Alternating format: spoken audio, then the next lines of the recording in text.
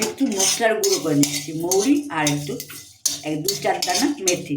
বেশি মেথি দিলে তেতো হয়ে যায়। এবার এটা দিয়ে আমি গুঁড়ো করে রাখবো, মশলার গুঁড়ো। আমি এই মশলাটা আমি চাটনি করবো, চাটনিতে দেবো শেষে।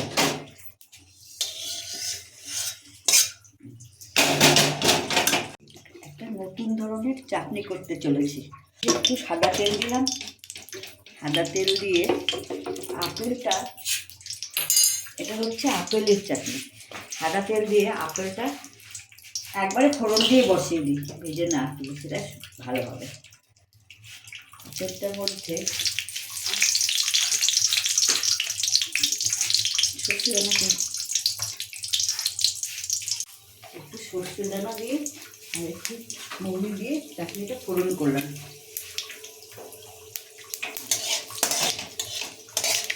যখন ফোড়নটা ভাজা হয়ে যাবে,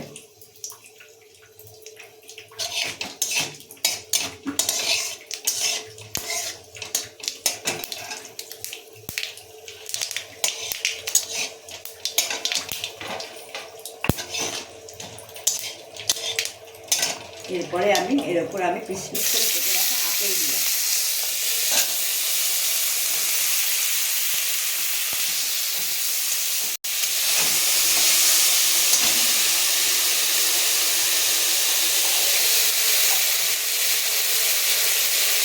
আমারটা একটু প্রয়োজন মতো, যার যেমন প্রয়োজন মতো একটু নুন দিতে হবে, লবণ, আর একটু সামান্যতম হলুদ গুঁড়ো দিয়ে এটাকে নেড়ে নিই।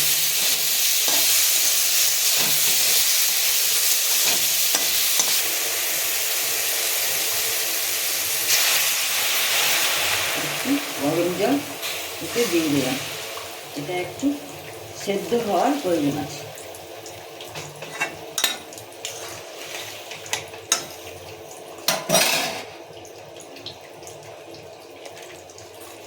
দিয়ে একটু ঢেকে দিলাম। ঢাকা হয়ে গেলে, রান্না হয়ে গেলে এতে একটু নুন আর চিনি, নুন না চিনি আর একটু লেবুর রস আর মশলার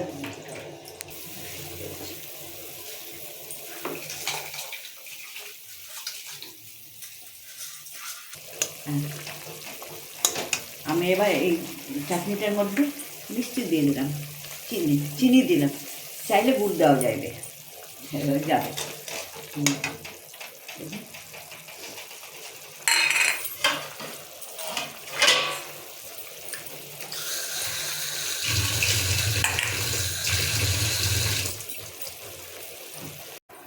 চাটনিটা হয়ে গেছে, এতে আমি একটু লেবুর রস করা ছিল, লেবুর রসটা দিলাম। এবার আমি ওটাকে ঢেলে ফেলবো, নামিয়ে ফেলবো, সার্ভের জন্য রেডি হয়ে যাবে, সার্ভিংয়ের জন্য। নামানোর সময় গ্যাসটা অফ করে দিয়ে আমি একটু মশলার গুঁড়ো দিচ্ছি। ব্যাস হয়ে গেল, সামান্য মশলার গুঁড়ো, ব্যাস হয়ে গেল, চাটনি রেডি।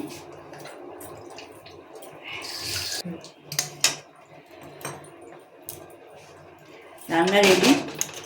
আমি এবার চাটনিটা ঢেলে রাখছি বাটিতে সার্ভ করার জন্য। যখন যে খাবে তখন সার্ভ করবো। আপু যে একটি রান্না খেয়ে দেখে বলবেন কেমন হলো। আপনারা আমাকে কমেন্ট করে জানাবেন, আপনারা সাবস্ক্রাইব করবেন। এরকম সহজ কিন্তু নতুন রান্না দেখাবো।